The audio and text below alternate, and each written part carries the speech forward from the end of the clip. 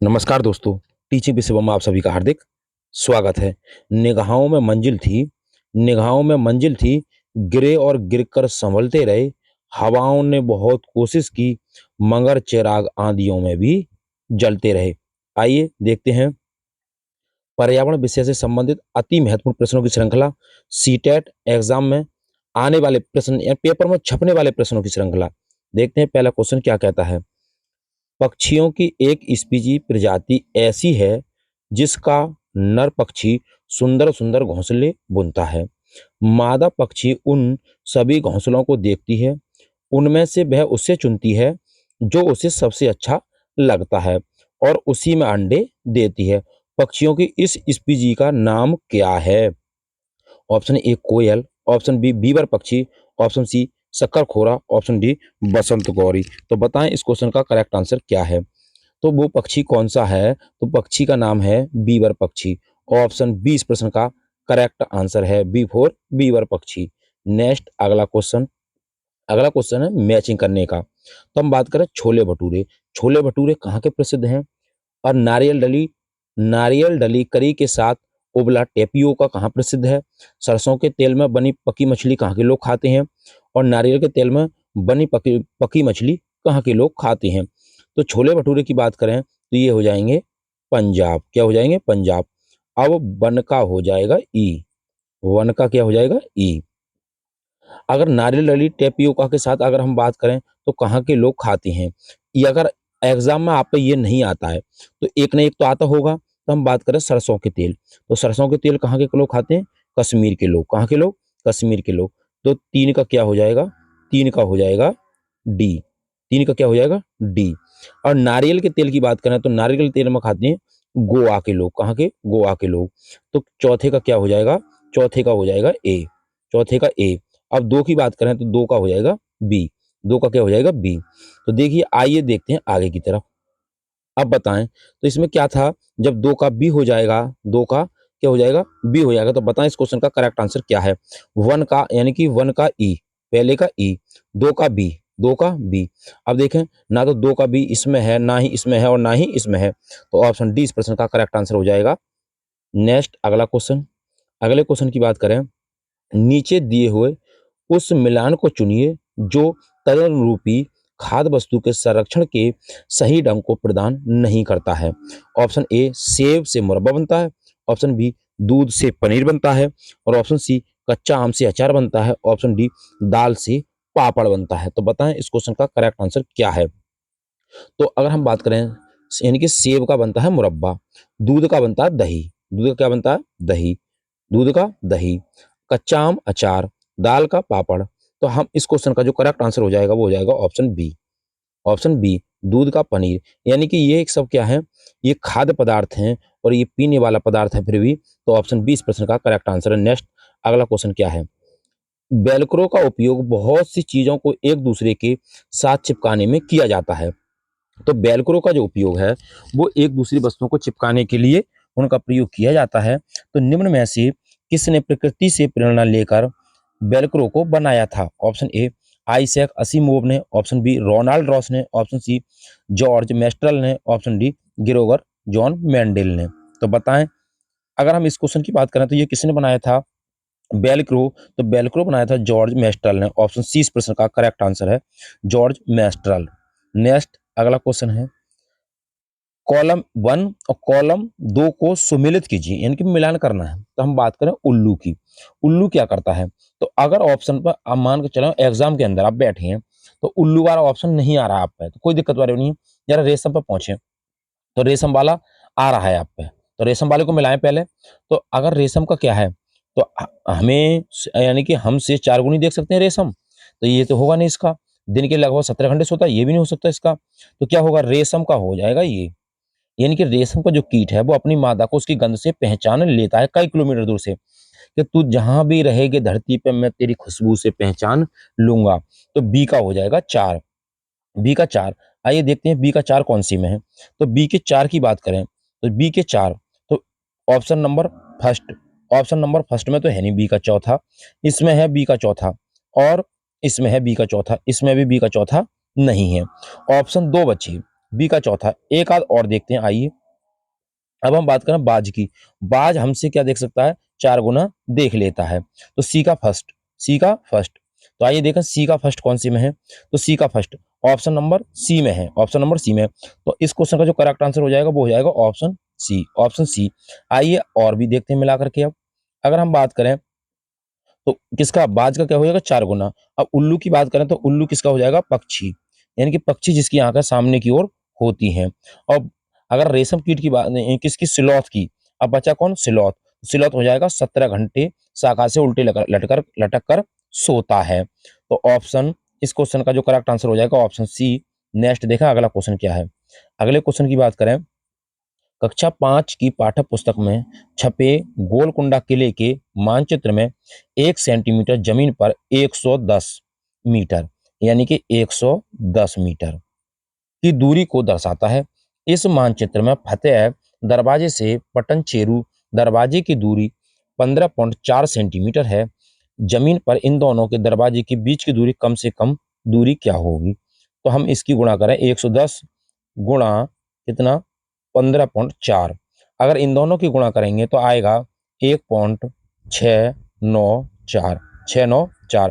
तो इस क्वेश्चन का देखो, ऑप्शन ए 16 यानी कि 16.94 kilometre, option B 15.40 kilometre, option C 1.694 kilometre, option D 1.540 kilometre. तो इस क्वेश्चन का जो करेक्ट आंसर हो जाएगा ऑप्शन सी हो जाएगा। नेक्स्ट देखें अगला क्वेश्चन क्या है। अगले क्वेश्चन की बात करें, अगला क्वेश्चन है क्वेश्चन नंबर 7। किस प्रकार के पक्षी की चोंच मीट को काटने और खाने के काम आती है?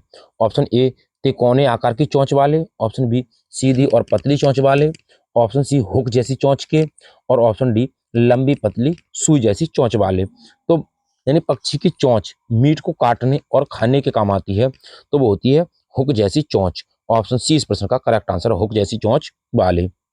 नेक्स्ट अगला क्वेश्चन, अगला क्वेश्चन है, नीचे दिए गए किस रोग के प्रकरण में डॉक्टर रोगियों को गुड़ आंवला और हरी पत्तेदार वाली सब्जियों को खाने की सलाह देते हैं? ऑप्शन ए मियादी बुखार, option B anaemia, option C chikungunya, option D dengue.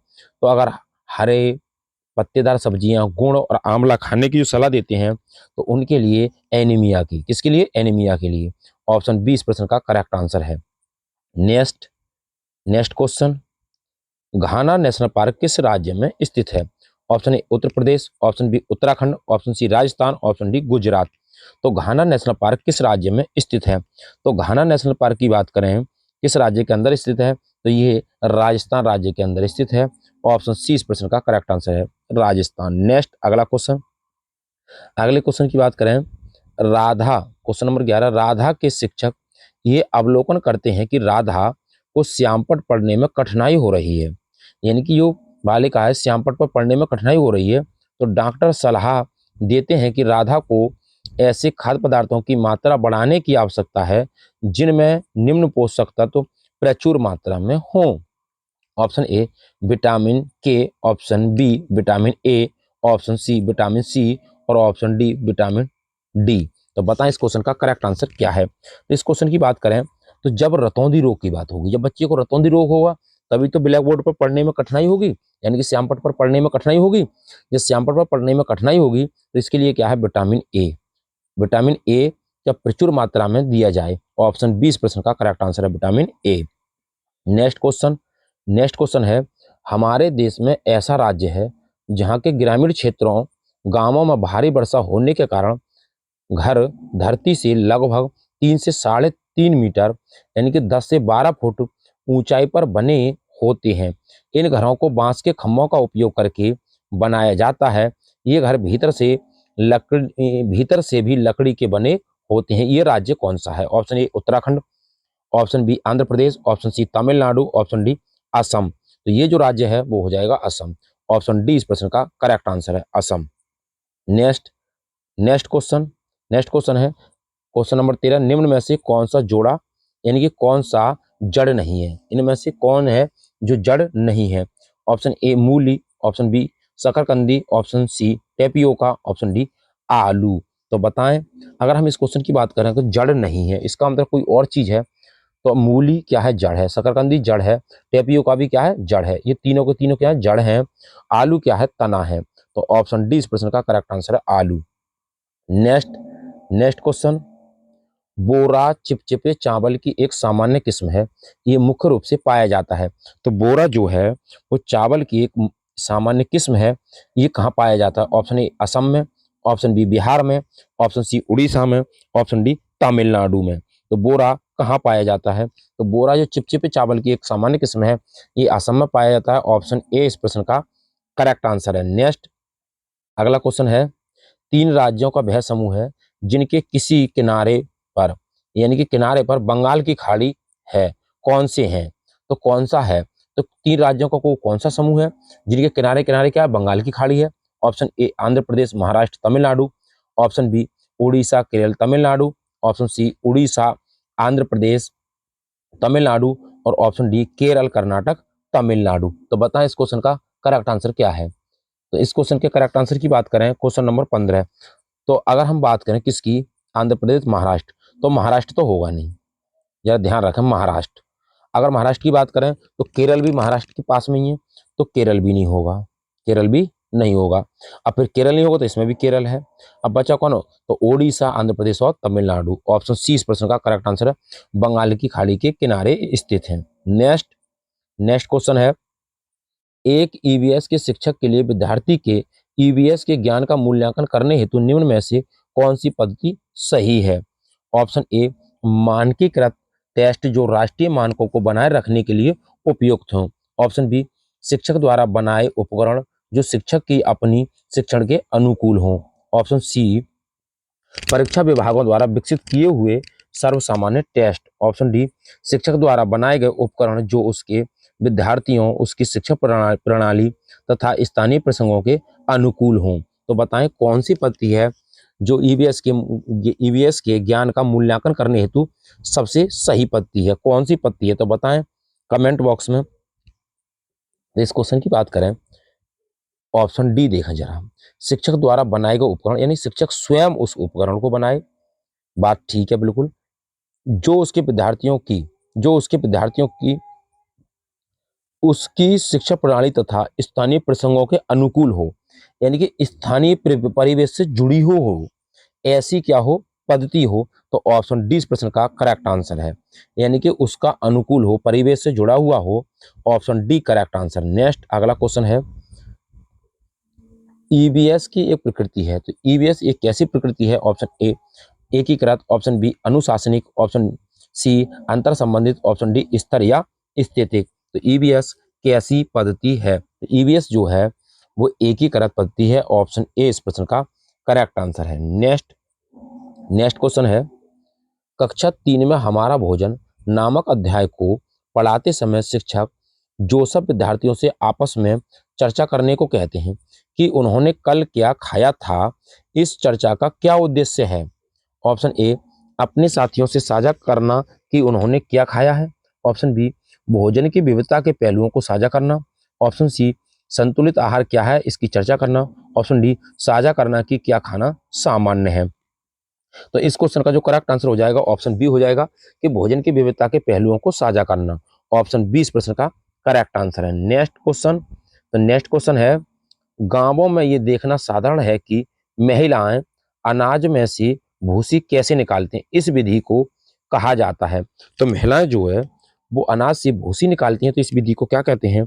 Option A छानना, ऑप्शन बी हाथ से चुनना, ऑप्शन सी निष्पावन, ऑप्शन डी थ्रेसिंग या गहाना।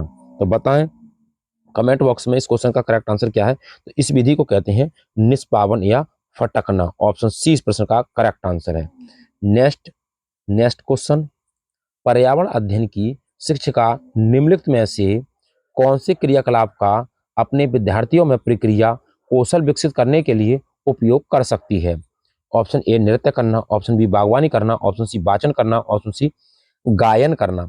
तो पर्यावरण अध्ययन की शिक्षिका निम्नलिखित में से कौन से क्रियाकलाप का अपने विद्यार्थियों में प्रक्रिया कौशल विकसित करने के लिए उपयोग कर सकती है?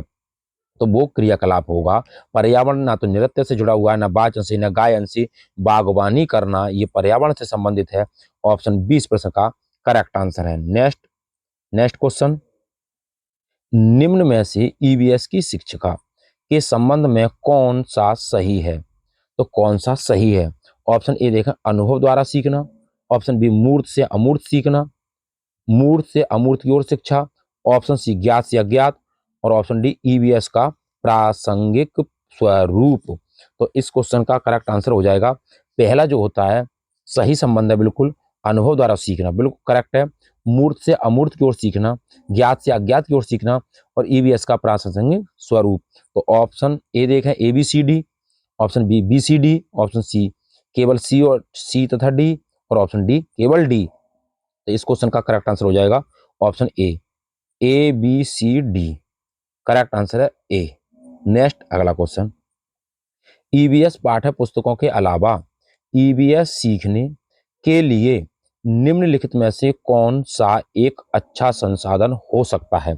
तो ईवीएस पाठ्य पुस्तकों के अलावा ईवीएस सीखने के लिए निम्न में से कौन सा एक अच्छा संसाधन हो सकता है? ऑप्शन ए, क्षेत्र भ्रमण। Option B, radio. Option C, Wikipedia. Option D, विश्वकोश। तो बताएं। तो इस क्वेश्चन का जो करेक्ट आंसर है, ईवीएस को सीखने के लिए ना तो रेडियो, ना विकिपीडिया, ना विश्वकोश, ये क्षेत्र भ्रमण जो है ये क्रियाकलाप द्वारा कराया जाएगा। क्षेत्र भ्रमण करके बच्चा परिवेश से जुड़ी हुई बातें सीखेगा। तो ऑप्शन ए इस प्रश्न का करेक्ट आंसर, क्षेत्र भ्रमण कराया जाए। नेक्स्ट क्वेश्चन, निम्न में से कौन सा प्राथमिक स्तर पर ईवीएस का एक थीम है? तो ईवीएस की कौन सी थीम है? ऑप्शन ए, पदार्थ। ऑप्शन बी, हम चीजें कैसे बनाते हैं और करते हैं। ऑप्शन सी, प्राकृतिक संसाधन। और ऑप्शन डी, भोजन का संरक्षण। तो ईवीएस की जो थीम है वो है, हम चीजें कैसे बनाते हैं और करते हैं। ऑप्शन बी इस प्रश्न का करेक्ट आंसर है। नेक्स्ट नेक्स्ट क्वेश्चन, प्राथमिक स्तर पर पर्यावरण अध्ययन का उद्देश्य है। क्या उद्देश्य है? देखें। और ए क्या कहता है, बच्चों को अब स्वयं सीखने पर प्रतिबिंबित करने के लिए प्रोत्साहित करना। बिल्कुल ठीक। ऑप्शन बी, बच्चों को पर्यावरणीय समस्याओं को हल करने में सक्षम बनाना। ऑप्शन सी, बच्चों को नए ज्ञान का सृजन करने के लिए संलग्न करना। ऑप्शन डी, बच्चों को ज्ञान के एक निश्चित निकाय के प्राप्तिकर्ता के रूप में व्यवहार करना। ऑप्शन ए बी और सी। ऑप्शन बी सी और D. Option C, B C और डी। ऑप्शन डी, केवल सी और डी। तो बताएं, इस क्वेश्चन की बात करें कौन सा क्वेश्चन सही होगा? तो इस क्वेश्चन की बात करें, ऑप्शन ए भी ठीक है, बी भी ठीक है, और सी भी ठीक है, लेकिन डी जो है, बच्चों को ज्ञान के एक निश्चित निकाय नहीं। अगर निश्चितता कर देंगे तो बच्चा को एक ही चीज थोड़ा सिखानी है, बच्चे के लिए विभिन्न चीजें सिखानी है हमें।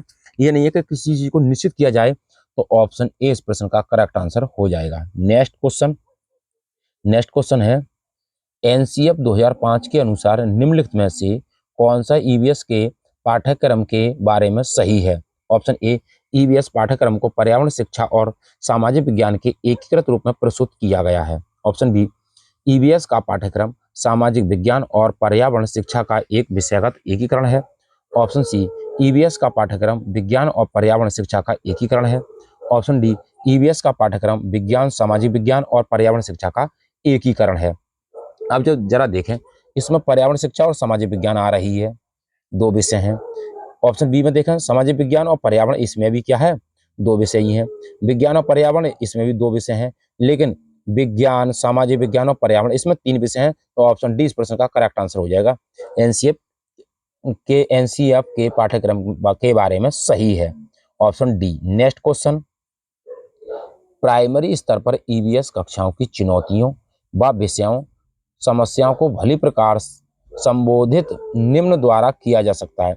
तो किसके द्वारा विभिन्न विषय समस्याओं को भली भांति संबोधित किया जा सकता है? ऑप्शन ए, व्याख्यान एवं विचार विमर्श से। ऑप्शन बी, मुक्त वाद विवाद द्वारा। ऑप्शन सी, व्याख्यान एवं प्रदर्शन द्वारा। ऑप्शन डी, विचार विमर्श के उपरांत वाद विवाद द्वारा। तो बताएं इस क्वेश्चन का करेक्ट आंसर क्या है? तो विचार विमर्श के उपरांत वाद विवाद द्वारा। ऑप्शन डी इस प्रश्न का करेक्ट आंसर। नेक्स्ट क्वेश्चन, अगला क्वेश्चन है, रचनात्मक आकलन की तकनीकी का चुनाव कीजिए। तो रचनात्मक आकलन की तकनीकी का चुनाव क्या है? ऑप्शन ए, सहपाठी आकलन। ऑप्शन बी, क्रम निर्धारण मापनीय या rating scale, option C portfolio, option D प्रदत्त कार्य।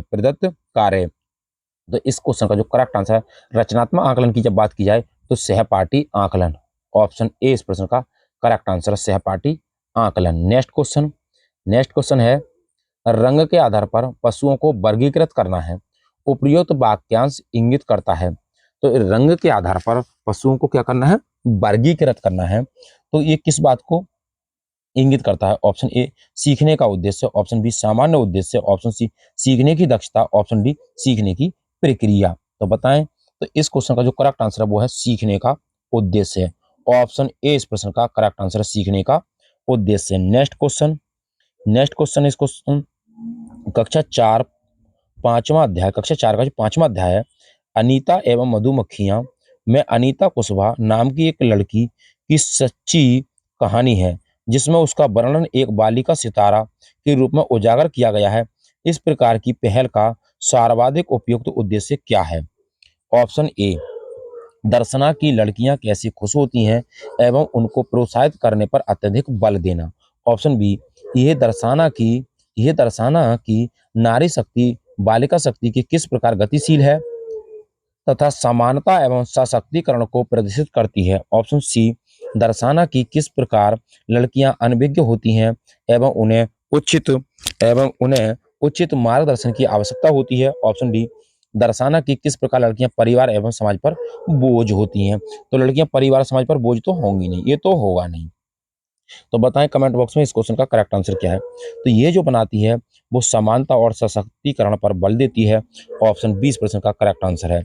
यानी कि नारी शक्ति और बालिका शक्ति किस प्रकार गतिशील है तथा समानता एवं सशक्तिकरण को प्रदर्शित करती है, option B correct answer. Next question है, कक्षा 5 की अध्यापिका कविता चाहती है कि उसके विद्यार्थी आसपास के पौधों का अवलोकन करें।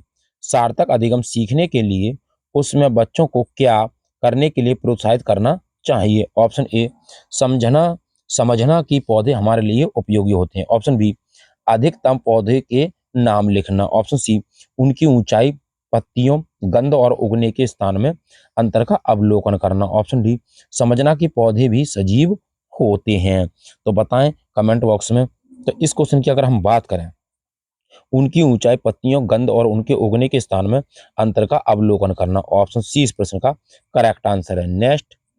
नेक्स्ट क्वेश्चन हो जाएगा, प्रयोग करना आकलन का एक संकेतक है, निम्नलिखित में से कौन सा एक प्रयोग करने संबंधी संकेतक का आकलन करने का सबसे उपयुक्त तरीका है, ऑप्शन ए चित्र पठन, ऑप्शन बी सृजनात्मक लेखन और ऑप्शन सी प्रदर्शन, ऑप्शन डी हस्तपरक गतिविधि।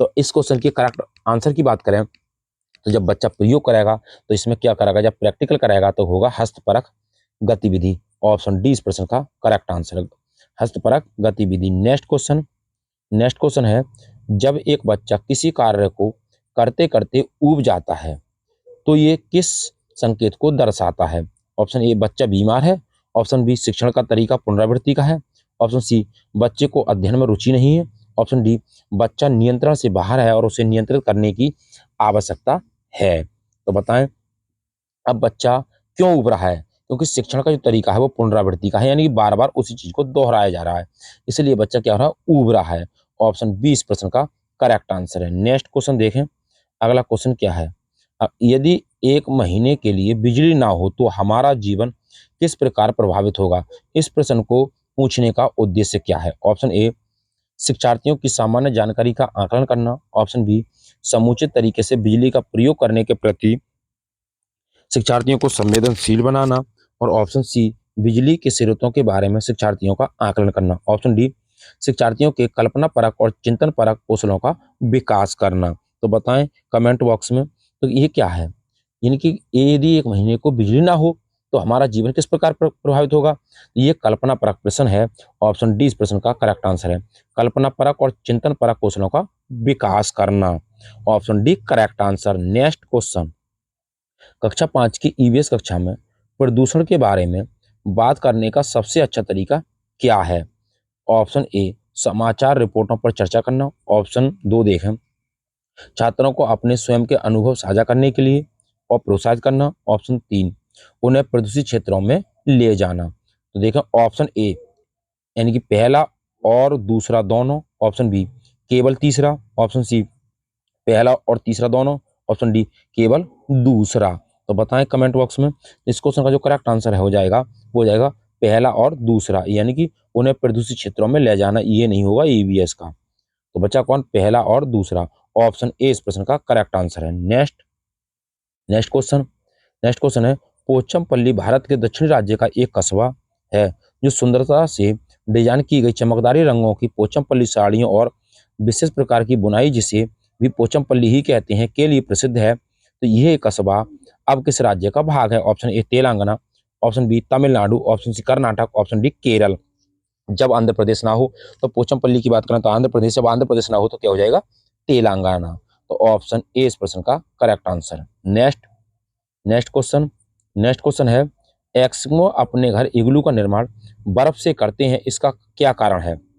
ऑप्शन ए ध्रुवीय क्षेत्रों में केवल बर्फ ही उपलब्ध है, ऑप्शन बी बर्फ ठंडी हवा और पानी को अंदर नहीं आने देती, ऑप्शन सी बर्फ की दीवारों के बीच मौजूद हवा अंदर की गर्मी को बाहर जाने से रोकती है, ऑप्शन डी बर्फ मुफ्त में मिलती है, अन्य सामग्री की कीमत अधिक होगी। तो इस क्वेश्चन का जो करेक्ट आंसर हो जाएगा वो हो जाएगा ऑप्शन सी कि बर्फ की दीवारों के बीच मौजूद हवा अंदर की गर्मी को बाहर जाने से रोकती है। Option C correct answer. Next question, अगला क्वेश्चन है, हमारे देश के लगभग सभी भागों में मिर्च का उपयोग भोजन पकाने में किया जाता है। तो हमारे देश में मिर्च को लाने वाले व्यवसायी आए थे, कहाँ से आए थे? ऑप्शन ए ऑस्ट्रेलिया से, ऑप्शन बी उज्बेकिस्तान से, ऑप्शन सी दक्षिण अमेरिका से, ऑप्शन डी अफगानिस्तान से। तो कहाँ से आए थे? दक्षिण अमेरिका से। ऑप्शन सी इस प्रश्न का करेक्ट आंसर है। नेक्स्ट क्वेश्चन, अगला क्वेश्चन है, रेगिस्तानी ओक के बारे में निम्नलिखित कथनों का अध्ययन कीजिए। ऑप्शन ए, तो रेगिस्तानी ओक की बात करें तो रेगिस्तानी ओक एक वृक्ष है जिसकी ऊंचाई हमारी कक्षा के कमरे के लगभग अर्थात लगभग 4 मीटर होती है। ऑप्शन बी, इस वृक्ष की जड़ें नीचे वृक्ष की लगभग 30 गुनी गहराई तक जमीन में भीतर जाती हैं, तब तक कि पानी तक ना पहुंच जाएं। ऑप्शन सी, इस वृक्ष के तने में पानी एकत्रित होता है, और ऑप्शन डी, ये वृक्ष आबू धाबी में पाया जाता है। तो बताएं इस क्वेश्चन का करेक्ट आंसर क्या है? तो इस क्वेश्चन के करेक्ट आंसर की बात करें तो ये वृक्ष जो है वो रेगिस्तानी ओक जो है वो ऑस्ट्रेलिया में पाया जाता है। कहाँ पाया जाता है? ऑस्ट्रेलिया में पाया जाता है। अब जब ऑस्ट्रेलिया में पाया जाएगा तो इसका मतलब आबू धाबी में नहीं होगा, आबू धाबी में नहीं होगा, ऑस्ट्रेलिया में पाया जाता है, तो ये ऑप्शन डी तो होगा नहीं। अब बचा कौन? A B C. Option A B C D, option B केवल ए और B, option C A B और C, option D A B और डी। तो जब डी होगा नहीं तो इसका मतलब डी नहीं होगा, तो ऑप्शन सी इस प्रश्न का करेक्ट आंसर हो जाएगा, A B C. Next question देखें, अगला क्वेश्चन है, पृथ्वी गोल है, वास्तव में पृथ्वी पर ऊपर नीचे कुछ नहीं होता, केवल सापेक्ष होता है। हम भारत के लोग खालिस्तान के लोगों के सापेक्ष उल्टे हो सकते हैं। Option A Alaska USA, option B Libya, option C Algeria, option D Argentina. तो बताएं इस क्वेश्चन का करेक्ट आंसर क्या है? तो हम जो है उल्टे हैं वो अर्जेंटीना के सापेक्ष क्या है? उल्टे हैं। ऑप्शन डी इस प्रश्न का करेक्ट आंसर। नेक्स्ट क्वेश्चन, अगला क्वेश्चन है, ग्रामीण क्षेत्र के मकानों के ढांचे वहां की जलवायु मौसम की स्थिति से संबंधित होते हैं। एक गांव के मकानों के लक्षण नीचे दिए गए हैं। ऑप्शन ए, मकान मजबूत बांस के खंभों पर बने होते हैं। ऑप्शन दूसरा देखें, अंदर से भी मकान लकड़ी से ही बने होते हैं। ऑप्शन सी, मकान जमीन से लगभग 3 मीटर और 3.5 मीटर ऊंचाई पर होते हैं। मकान की छतें ढालू होती हैं। यदि इस गांव में भारी वर्षा हो तो ये गांव किस राज्य में होना चाहिए? Option A Assam, option B Uttar Pradesh, option C Rajasthan, option D Bihar. तो ये जो राज्य है वो असम है। ऑप्शन ए इस प्रश्न का करेक्ट आंसर। नेक्स्ट क्वेश्चन, अगला क्वेश्चन है, हाथियों के झुंड के बारे में सही कथनों को चुनिए। ऑप्शन ए, हाथी के झुंड में केवल हथनियां और 14-15 वर्ष के बच्चे ही रहते हैं। ऑप्शन बी, हाथियों के एक झुंड में किसी एक ही परिवार के सदस्य होते हैं। ऑप्शन सी, झुंड की सबसे बुजुर्ग हथनी को की ही पूरे झुंड की नेता होती है। ऑप्शन डी, एक झुंड में हथनियों और बच्चों की संख्या कितनी भी हो सकती है। ऑप्शन ए तथा बी, ऑप्शन बी ए तथा सी, ऑप्शन सी बी तथा डी, और ऑप्शन डी सी तथा डी। तो बताएं इस क्वेश्चन का करेक्ट आंसर क्या है? तो इस क्वेश्चन की करेक्ट आंसर की बात करें तो इस क्वेश्चन का करेक्ट आंसर हो जाएगा, अगर हम बात करें कौन सा सही है, तो इस क्वेश्चन का जो करेक्ट आंसर है कमेंट बॉक्स में बताइए। तो ऑप्शन बी, जरा देखें। अगर हम बात करें कैसे, बी कैसे हो जाएगा कि हाथियों के झुंड में केवल हथनियां और 14 प्रजनन के बच्चे रहते हैं, बिल्कुल ठीक बात है। हाथियों के एक झुंड में किसी एक ही परिवार के सदस्य होते हैं, नहीं भैया, ये कथन सही नहीं है। एक परिवार के नहीं और दूसरे परिवार के भी सदस्य होते हैं। बुजुर्ग हथनी झुंड की नेता होती है, बिल्कुल करेक्ट स्टेटमेंट है। एक झुंड में हथनी और बच्चों की संख्या कितनी भी हो सकती है, नहीं, 10 से 12 संख्या होती है। तो ऑप्शन बी इस प्रश्न का करेक्ट आंसर है, ए तथा सी। नेक्स्ट क्वेश्चन, अगला क्वेश्चन, बच्चों में सूखा रोग और वयस्कों में अस्थि मृदुता या ऑस्टिमलोसिया का कारण क्या है? ऑप्शन ए, विटामिन सी का कम सेवन करना। ऑप्शन बी, विटामिन सी का अत्यधिक सेवन करना। ऑप्शन सी, विटामिन डी का अत्यधिक सेवन करना। ऑप्शन डी, विटामिन डी का कम सेवन करना। तो क्या होगा ऑस्टिमलेशिया?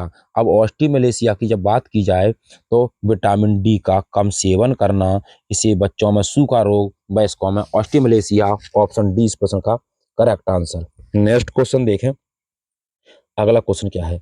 अगले क्वेश्चन की बात करें तो निम्नलिखित में से कौन सी विशेषता बरगद के जड़ों की नहीं है? तो बरगद के जड़ों की विशेषता नहीं है। ऑप्शन ए, जड़ें खंभों की तरह पेड़ को सहायता प्रदान करती हैं। ऑप्शन बी, जड़ें शाखाओं से नीचे लटकती हैं। ऑप्शन सी, इसमें जमीन के भीतर जड़ें होती हैं। और ऑप्शन डी, जड़ें भोजन का भंडारण करती हैं। तो बताएं इस क्वेश्चन का करेक्ट आंसर क्या है?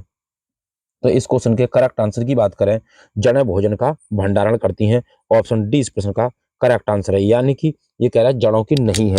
तो जड़ें जो होती हैं खंभों की तरह होती हैं, पेड़ को सहायता प्रदान करती हैं, बिल्कुल करेक्ट स्टेटमेंट है। जड़ें शाखाओं से नीचे लटकती हैं, बिल्कुल करेक्ट स्टेटमेंट है। इसमें जमीन के भीतर जड़ें होती हैं, बिल्कुल करेक्ट है।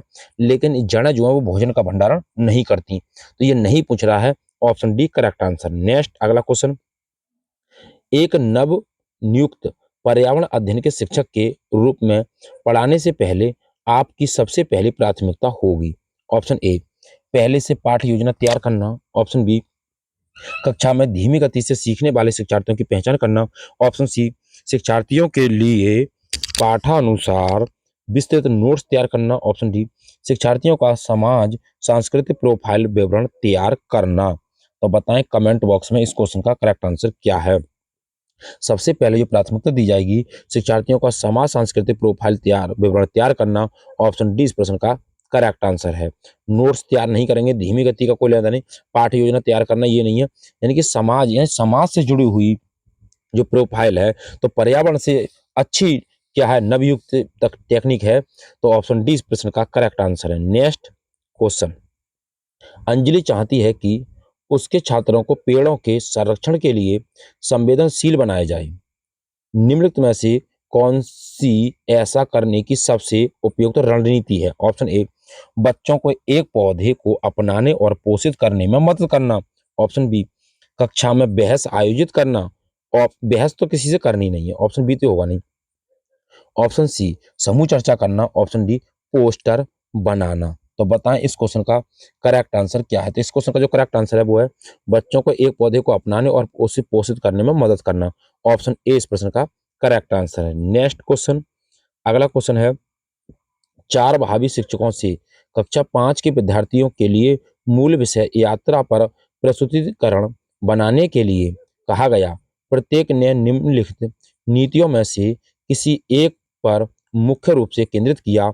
ऑप्शन ए, यात्रा के विभिन्न साधनों विधियों को दर्शाने वाले चार्ट का उपयोग और उनकी व्याख्या करना। ऑप्शन बी, पाठ्य पुस्तक की विषय वस्तु के उपयोग द्वारा यात्रा का विभिन्न विधियों की व्याख्या करना। ऑप्शन सी, विद्यार्थियों से यात्रा के विभिन्न साधनों के चित्र एकत्र करके स्क्रैप बुक बनाने के लिए कहना। ऑप्शन डी, विद्यार्थियों से यात्रा में उपयोग किए गए विभिन्न साधनों के अनुभवों का वर्णन करने के लिए कहना।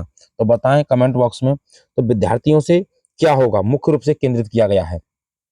तो ऑप्शन डी इस प्रश्न का करेक्ट आंसर है, विद्यार्थियों से यात्रा में उपयोग किए गए विभिन्न साधनों के अनुभवों का वर्णन करने के लिए कहना।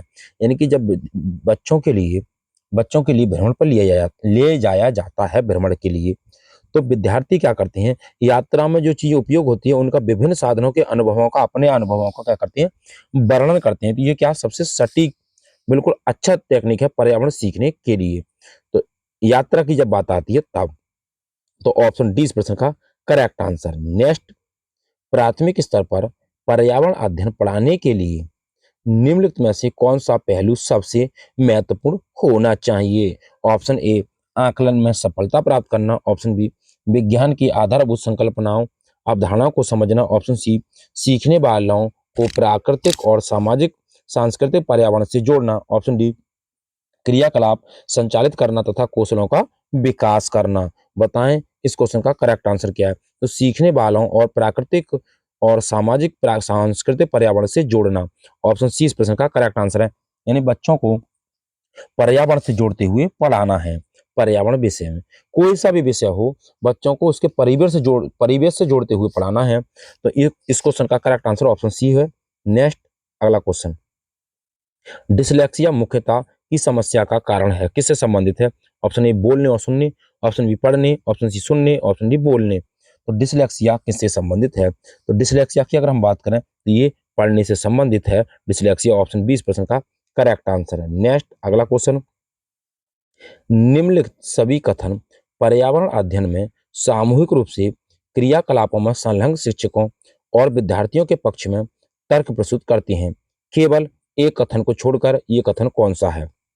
ऑप्शन ए प्रेरणा के समर्थन से बच्चों को अपनी क्षमता से अधिक ज्ञान के निर्माण में सहायता मिल सकती है, ऑप्शन बी बच्चे परस्पर सामंजस्य और सहयोग करना सीखते हैं, ऑप्शन सी बच्चे दूसरे बच्चों से बात और बहस करने से अधिक सीखते हैं, ऑप्शन डी समूह क्रियाकलापों की वजह से बच्चे अंक उपलब्धि में अच्छा सुधार प्रदर्शित करते हैं। तो बताएं कमेंट बॉक्स में इस क्वेश्चन का करेक्ट आंसर क्या है?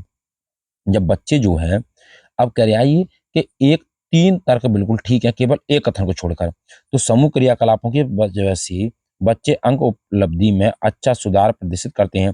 ऑप्शन डी इस प्रश्न का करेक्ट आंसर, ये निगेटिव है, इसलिए क्या है ऑप्शन डी करेक्ट आंसर है, क्योंकि एक कथन को छोड़कर कह रहा है इसलिए। नेक्स्ट क्वेश्चन, अगला क्वेश्चन है, अपनी कक्षा में 50 से अधिक छात्रों के साथ वाणी उन्हें एक ऐसी गतिविधि में जोड़ना चाहती है जिसमें सीखने को बढ़ाने के लिए अधिकतम संख्या में इंद्रियां शामिल हों। तो निम्न में से कौन सा क्रियाकलाप उपयुक्त करने के लिए ठीक होगा? ऑप्शन ए उचित, ए बी साधन के लिए स्मार्ट कक्ष का उपयोग करना, ऑप्शन बी नजदीक के स्थान के लिए क्षेत्र भ्रमण का आयोजन करना, ऑप्शन सी कौशलों के प्रदर्शन के लिए समुदाय से संदर्भ व्यक्तियों को आमंत्रित करना, ऑप्शन डी समूह चर्चा को प्रोत्साहित करना। तो बताएं कमेंट बॉक्स में इस क्वेश्चन का करेक्ट आंसर क्या है? तो नजदीक के स्थान के लिए क्षेत्र भ्रमण का आयोजन करना, ऑप्शन बी इस प्रश्न का करेक्ट आंसर है। भाई भ्रमण तो कराना है बच्चों को, पर्यावरण की जब बात आए तो क्या कराना है? भ्रमण कराना है, इंद्रियां शामिल हो। तो इसमें जब भ्रमण करेगा बच्चा तो इंद्रियां शामिल होंगी, क्योंकि देखेगा, आंख कान नाक त्वचा सभी इंद्रियां काम करेंगी भ्रमण करते समय।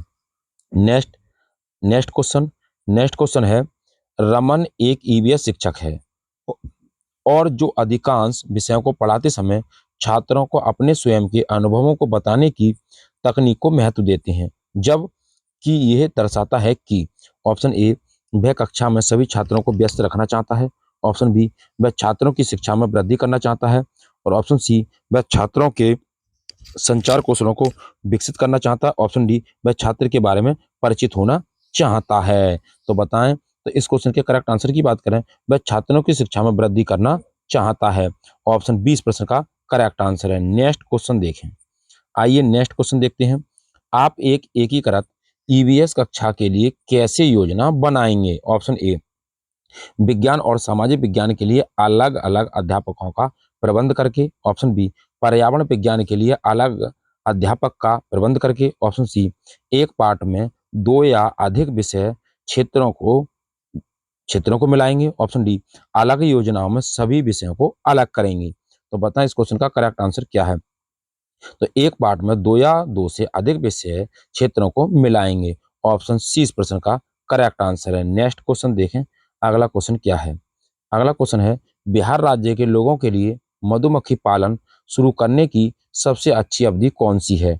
ऑप्शन ए अक्टूबर से दिसंबर, ऑप्शन बी जनवरी से मार्च, ऑप्शन सी अप्रैल से जून, ऑप्शन डी जुलाई से सितंबर।